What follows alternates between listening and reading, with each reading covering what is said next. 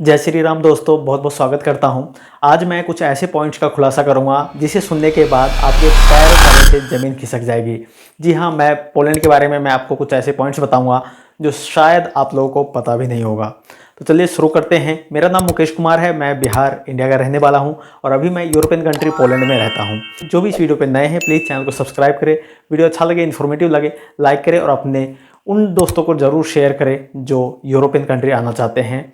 सबसे पहले मैं एक पॉइंट के ऊपर डिस्कस करूंगा जो सबसे ज़्यादा यूज किया जा रहा है इंडिया और मिडिल ईस्ट में, कि आपका मेडिकल होगा। अगर आप यूरोपियन कंट्री के किसी भी शेंगन कंट्री में आते हैं या फिर मान लें पोलैंड में आते हैं तो इसके लिए बहुत सारे एजेंसियां जो है आपको मेडिकल या फिर मेडिकल से रिलेटेड कुछ भी टेस्ट कराने के नाम पे आपसे पैसे मांगते हैं, जो कि मैं आपको बता दूं कि इसके लिए आपको कोई भी चार्ज पे करने की ज़रूरत नहीं है। रीज़न मैं बताता हूँ क्यों। क्योंकि यूरोप में अगर आप किसी भी कंट्री के लिए वीज़ा लगवाने के लिए आप आते हैं, वर्क वीज़ा, तो आपको उसमें मेडिकल की रिक्वायरमेंट नहीं है। क्योंकि आप लोग इंडिया या मिडिल ईस्ट में जहाँ भी रह रहे हैं वो लोग कहते हैं आपको कि आपको यहाँ से मेडिकल करवा के तब आप वीज़ा के लिए एलिजिबल होंगे, तब आप जाके आगे का प्रोसेस कर सकते हैं। बट ये फेक है, ये सच नहीं है। ये आप ध्यान रखना, कभी भी आप चेकलिस्ट भी चेक करोगे उसमें भी नहीं है कि मेडिकल टेस्ट करवा के आपको जाना है। इंश्योरेंस जरूर खरीदना है, ये चीज़ है उसमें, बट मेडिकल जो टेस्ट करते हैं वो नहीं है। बहुत सारे ऐसे कमेंट्स भी आए, तो ये सवाल सबसे ज़्यादा मेरे को मिला कि भाई मेरे को मेडिकल के लिए इतना रुपये लिया जा रहा है तो क्या इसमें हम क्या करना चाहिए। तो मेडिकल में आपको बता दूं, जब आप यूरोपियन कंट्री के किसी भी कंट्री में आते हैं या मान लीजिए पोलैंड में अगर आप आते हैं, पोलैंड में आने के बाद आपका यहाँ पर कंपनी को ज्वाइन करने से 1 या 2 दिन पहले आपका अपॉइंटमेंट दिया जाता है और आप गवर्नमेंट हॉस्पिटल में, छोटे से हॉस्पिटल में जाना पड़ता है और वहाँ पे आप जाके चेकअप करवाते हैं। नॉर्मल चेकअप होता है, कोई ईसीजी, एक्सरा या फिर ब्लड टेस्ट इस टाइप का कुछ नहीं होता है। सिंपल सा टेस्ट होता है कि आप अभी फिट हैं काम करने के लिए या नहीं, सिर्फ ये सिंपल सा टेस्ट होता है और आपको इंस्टेंट, वो 2 घंटे का ये पूरा प्रोसीजर होता है आपका, ठीक है। और 2 घंटे के अंदर ही वो आपको सारा लेटर बना के दे देंगे। एक लेटर आप कंपनी को जमा करते हैं और एक लेटर आप अपने पास रखते हैं प्रूफ के तौर पे, ठीक है। और इसका एक नॉमिनल सा चार्ज होता है यहाँ पे गवर्नमेंट हॉस्पिटल की। इसके लिए आपको इंडिया में मेडिकल कराने की कोई ज़रूरत नहीं है। सेकेंड पॉइंट ये है कि बहुत सारे ऐसे लोग हैं जो शायद उनको ये नहीं पता है कि पोलैंड के वर्क वीज़ा के लिए आप अगर अप्लाई करते हैं किसी भी कंट्री से, भले आप मिडिल ईस्ट से हैं, अफ्रीका से हैं या एशिया से हैं, इंडिया से हैं, तो मैं उनको बता दूं कि इंटरव्यू नहीं होता है, ठीक है। बहुत सारे लोग कंफ्यूज हैं इस चीज़ के लिए कि मुकेश भाई क्या इसके लिए इंटरव्यू होता है वर्क वीज़ा में, एम्बेसी में जब आप डॉक्यूमेंट सबमिट करने जाएंगे उस समय, या फिर वीएफएस में जाते हैं उस समय क्या इंटरव्यू देना पड़ता है, कौन से सवाल पूछेंगे, ये वगैरह वगैरह बहुत सारे आप लोग सवाल पूछते हैं मेरे से। तो इसलिए मैं उनको ये बता देना चाहता हूँ कि अगर आप सबमिट करने जाते हैं, मान लीजिए वीएफएस सेंटर में जाते हैं इंडिया के अंदर किसी भी सिटी में, तो आपसे इंटरव्यू जैसा कोई भी सवाल आपसे नहीं पूछा जाता है, ठीक है। अगर कुछ भी पूछा जाएगा तो आपके डॉक्यूमेंट से रिलेटेड ही कुछ 1-2 सवाल पूछे जाएंगे और आपके डॉक्यूमेंट ही चेक किए जाएंगे, ना कि आपसे वर्क वीज़ा से रिलेटेड या कंपनी से रिलेटेड आपको कुछ सवाल पूछे जाएंगे।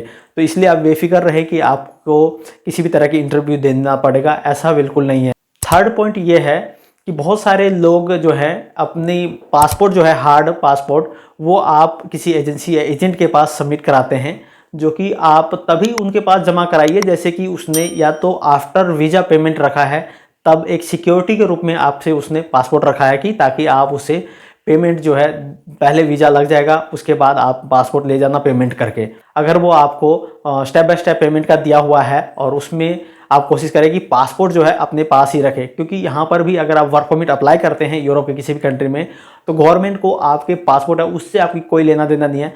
उनको सिर्फ आपके पासपोर्ट के सभी पेजेस का पीडीएफ की ज़रूरत होती है, क्योंकि उनको ऑनलाइन प्लेटफॉर्म पे जो गवर्नमेंट की वेबसाइट है उन पे सबमिट किया जाता है, ठीक है। तो इसके लिए हमें पासपोर्ट की रिक्वायरमेंट नहीं होती है कोई भी। अगर आप लोग जमा करते हैं तो वो आपका रिस्क है और वो आपको देखना है कि वो क्योंकि बहुत सारे ऐसे मेरे पास केस आए हैं जिसपे पासपोर्ट उन्होंने जमा किया, कुछ एडवांस भी दिए और पता लगा रातों रात वो एजेंट या वो एजेंसी गायब हो गई। ऐसे मेरे पास बहुत सारे आए, मैं भी शॉक हो गया कि भाई आप पासपोर्ट देते ही क्यों हो। फर्स्ट पॉइंट ये। सेकंड कि भाई आप जब भी पासपोर्ट देते हो तो एक चीज़ ध्यान रखना कि जब भी आप वीएफएस में या एम्बेसी में डॉक्यूमेंट सबमिट करने जाएंगे तो आपको खुद जाना पड़ेगा, ना कि आपका एजेंट जाके सबमिट करेगा। वीज़ा लेने के लिए जिस पर्सन का पासपोर्ट है उसको खुद जाना पड़ता है फिजिकली। तो अगर कोई एजेंसी या एजेंट ये बोलता है आपको कि भाई मुझे आप पासपोर्ट दो, हम वीज़ा स्टैम्प करके देंगे, उसके बाद आप पेमेंट कर देना, तो इसमें कहीं ना कहीं कुछ परसेंट घपला होने का चांसेस रहेगा। सो प्लीज़ आप लोग सतर्क रहे इस चीज़ से, ठीक है। और आप लोग पासपोर्ट खुद एम्बेसी में जाके सबमिट कीजिए, नहीं तो आप लोगों ने शायद देखा होगा, मैंने एक पोस्ट किया था अपने यूट्यूब चैनल पे कि 700 से plus 700 plus fake visa stamp मिले हैं गुजरात के अंदर। तो ऐसे आपको ये हो सकता है कि अगर आपने पासपोर्ट एजेंट को दे दिया और उन्होंने आपको पासपोर्ट जो है फेक पासपोर्ट के ऊपर फेक स्टैंप जो है वीज़ा स्टैंप लगा दिया, और जब आप एयरपोर्ट पे जाते हो इमिग्रेशन चेकिंग के लिए और वहीं पे आप पकड़े जाते हैं और फिर आपको वापस भेज दिया जाता है। एक और सवाल है जो बहुत सारे लोगों ने पूछा कि मुकेश भाई बहुत सारे ऐसे सोशल मीडिया पे रील्स वायरल हो रहे हैं और जिसमें मैंने देखा है कि 30,000 50,000 इंडियन रुपीज़ में वो हमें वीज़ा प्रोवाइड कर रहे हैं पोलैंड के या फिर अनदर ऐसे यूरोपियन शेंगन कंट्री के, तो क्या ये पॉसिबल है? तो भाई एक बात सीधी और सिंपल सी है कि अगर मैं आपको बता दूं कि कोई भी कंपनी पहली बात वर्क परमिट फ्री में नहीं प्रोवाइड करती है, ठीक है। आप लोग ये सोचते होंगे, बहुत सारे लोगों के मन में ये सवाल होगा कंपनी तो फ्री में वर्क परमिट देती है, ठीक है। कंपनी फ्री में वर्क परमिट तभी देगी जब मान लीजिए आप पोलैंड आए हुए हैं, पोलैंड के अंदर हैं और आप काम कर रहे हैं उसी कंपनी में और नया रिन्यू करवाना है वर्क परमिट, तो वो फ्री में देगी, ठीक है। मोस्टली ज़्यादातर जो एजेंसियाँ हैं, कंपनियां हैं, फ्री में नहीं प्रोवाइड करती है जब तक अगर आप पोलैंड में नहीं हैं। तो अगर पोलैंड से बाहर हैं तो वो आपसे उसके लिए चार्ज मांगती है, ठीक है, क्योंकि वर्क परमिट आने के बाद ही आप ज्वाइन करते हैं ज़्यादातर। बहुत सारे कम ऐसे लोग हैं जो इंस्टेंट ज्वाइनिंग करते हैं और वर्क परमिट भी अप्लाई करते हैं। रही बात 30,000 और 50,000 इंडियन रुपीज़ में वीज़ा प्रोवाइड करने की पोलैंड की, तो मैं उनको बता दूं कि भाई 16 से 17,000 इंडियन रुपीज़ एम्बेसी की फ़ीस ही होती है और इंश्योरेंस भी लगभग 11 से 12-14,000 के आसपास इंश्योरेंस की फ़ीस होती है। तो आप बता दें कि टोटल मिला के ही अगर देखा जाए 30 प्लस हो जाता है। तो ये बताइए कि बाकी और जो फाइलिंग कॉस्ट हुई, ट्रांसपोर्टेशन, बाकी और भी जितनी भी उसमें चार्जेस हैं वो कहाँ से ला के देगा आपको? वो अपने घर से ला के दे रहा है। तो इस तरह के स्कैम से बचिए, इस तरह की बेवकूफ़े वाले वायरल वीडियोज़ से बचिए, रील्स से बचिए। Please take care. जो भी इन्फॉर्मेशन आपको लेना है प्लीज़ कोशिश करिए जेन्युइन प्लेटफॉर्म से यूज़ कीजिए, ठीक है। और बहुत सारी अपडेट्स आती रहती है और हमारे चैनल पर भी बहुत सारे अपडेट्स रहते हैं। अगर आप लोगों के किसी भी तरह का सवाल हो तो आप मुझसे कमेंट सेक्शन में पूछ सकते हैं।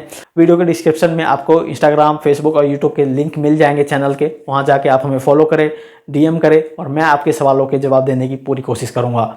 मिलते हैं आप लोगों से फिर किसी नेक्स्ट वीडियो में, तब तक के लिए जय हिंद, जय श्री राम।